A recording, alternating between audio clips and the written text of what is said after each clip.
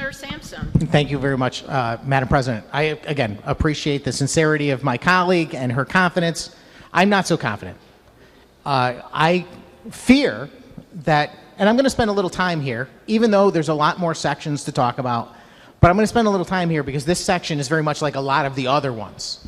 So we can kind of kill a number of birds with one stone, I think, which is to say, is it right for the state to start to dictate to towns things that they've already long established? And they elect people locally close to home to decide. We would be up here making a decision for them, probably on a party line today, to dictate to towns, including towns like mine, where I'm not voting for this, and the people in my district didn't vote for this, that they would have to change the rules of how they set up the town. What I would be concerned about is that I believe that towns set up their zoning in a certain way, and as a result of that, their towns are run in a certain way and become desirable. I think the town of Mystic, Senator Summers' town, is a beautiful community, for one. I think it's a great place. People love to go there and walk around in the downtown and check things out and so forth. And I believe that their local zoning officials, and I don't know any of them, but I've got to believe that what's on their mind when they make decisions is to try and make sure that the town of Mystic remains a certain way so that it is desirable to visit, it's desirable to live. Other communities might be trying to be more desirable to get people to move into their business districts. But we leave it up to those towns on purpose because they understand what's going on there. They understand how much traffic there is. They understand whether or not they have enough wastewater ability. They understand where the wetlands are. They understand all of that. And they understand the character of their town. And you have to remember that the people I'm talking about are a natural extension of the town itself because they are the people that are elected by the people that live in the town. And presumably they're chosen because they're going to carry on the vision for the town that they all live in. I don't know what the majority party here at the state capitol thinks they have to say about Senator Summers' town or my town. That's my concern. That's the reason why I'm standing here.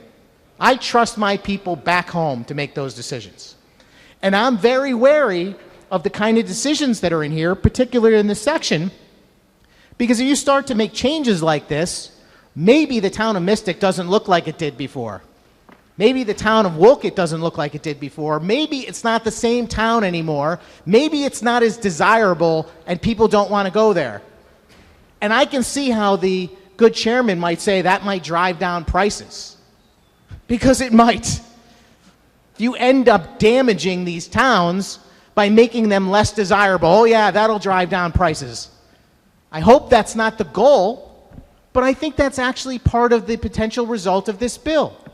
Is that when you start central planning what are 169 separate microcosms, each one of them different in their own special way, and you start to dictate to them that they've got to adopt this blanket set of policies that allows things that they never would have adopted before because it would have messed with the character of that town. We've gone too far. And the only thing that can result from that, in my view, is damaging those towns, damaging the character of those towns, upsetting the nature of those communities, and frankly, pissing off the people that live there. For me, like lesson number one in politics is don't piss off the people that elected you. But I'm afraid that's what this bill will ultimately do. And I really wish more people were paying attention in our society to the policies that are being passed in the state capitol. I really do. I think if people understood the bills that we were passing better and understood what was really going on and how their lives are being impacted by the decisions of 36 people in this room and 151 people downstairs, they might send a different 187 people to the capitol.